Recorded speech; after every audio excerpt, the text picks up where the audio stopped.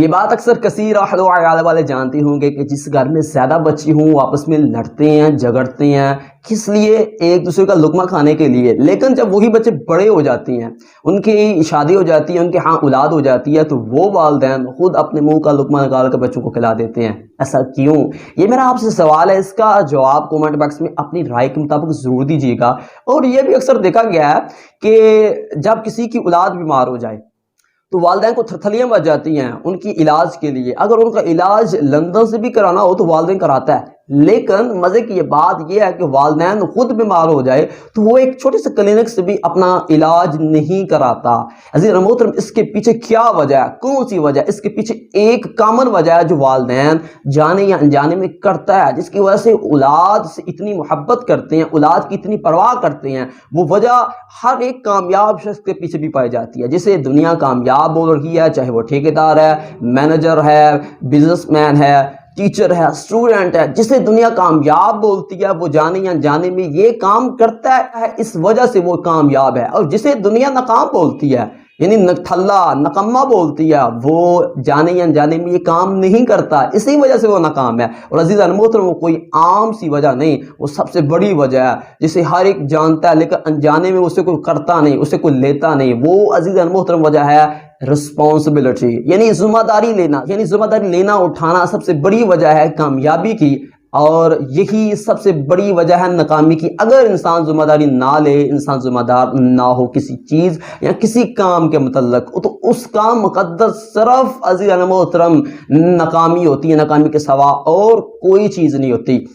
عزیز محترم، آپ نے سن رکھا ہوگا کہ انسان کی کامیابی کے مختلف راز ہو سکتے ہیں، مختلف چابیاں یعنی کیز ہو سکتی ہیں۔ کوئی کہتا ہے کہ کامیابی کا راز مستقل مزاجی میں ہے، کوئی کہتا ہے کامیابی کا راز وقت کی پابندی میں ہے، کوئی کہتا ہے کامیابی کا راز صبر میں ہے، تحمل میں ہے، جڑے رہنے سے ہے، کام کو چھوڑنا یا کوئٹ کرنے میں کامیابی کا راز نہیں، انسان ناکام ہو جاتا ہے۔ یعنی انسان اپنے اپنے تجربے سے کہتا ہے کہ اس کام کے کرنے سے انسان کامیاب ہو جاتا ہے اور یہ کام نہ کرنے سے انسان فیل ہو جاتا ہے۔ عزیز محترم، ایک انسان کے مختلف کامیابی کے راز ہو سکتے ہیں، کیز ہو سکتی ہیں، لیکن جس طرح ایک گھر میں زیادہ لاکس ہوں تو ان کی کیز کو سنبھالنے کے لیے کی چین کا استعمال کیا جاتا ہے، یعنی چھلے کا استعمال کیا جاتا ہے۔ یہی وجہ ہے کہ اگر کسی انسان کی کامیابی کے مختلف راز، مختلف چابیاں ہیں، تو ان چابیوں کو ہولڈ کرنے کے لیے، سنبھالنے کے لیے جو چیز استعمال کی جاتی ہے وہ ذمہ داری ہے۔ ذمہ داری کی چین کی مانند استعمال کی جاتی ہے۔ اگر انسان میں ذمہ داری ہی نہ ہو یا انسان ذمہ داری لینا ہی نہ چاہتا ہو، انسان جتنا بھی صابر ہو وہ کسی چیز یا کسی فیلڈ میں صبر کر ہی نہیں سکتا۔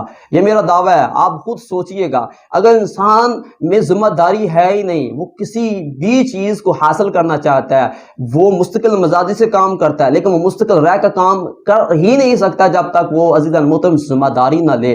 جب تک انسان ذمہ داری نہ لے تو انسان وقت کی پابندی بھی نہیں کرتا۔ عزیز محترم، ذمہ داری تمام کیز کی سب سے بڑی چابی ہے۔ جس طرح ایک تالے کو کھولنے کے لیے بہت ساری کیز ہو سکتی ہیں، لیکن ان میں سے جو سب سے میجر کی ہوتی ہے وہ جب تک لگائی نہ جائے تو چھوٹی چابیاں انسان یا اس تالے کو کھول نہیں سکتی۔ اسی طرح یہ مستقل مزاجی، وقت کی پابندی، صبر، یہ چھوٹی چھوٹی کامیابی کی کیز ہیں۔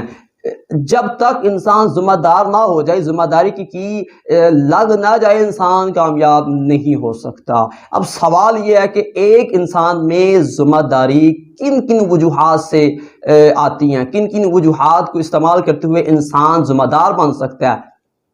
عزیز محترم، اس کی بہت ساری وجوہات ہو سکتی ہیں، لیکن جو میرے مطابق ہے یا میں دانشوروں سے سیکھی ہیں جو میں نے وجہ وہ 5 ہیں۔ سب سے پہلی وجہ اپنا پن۔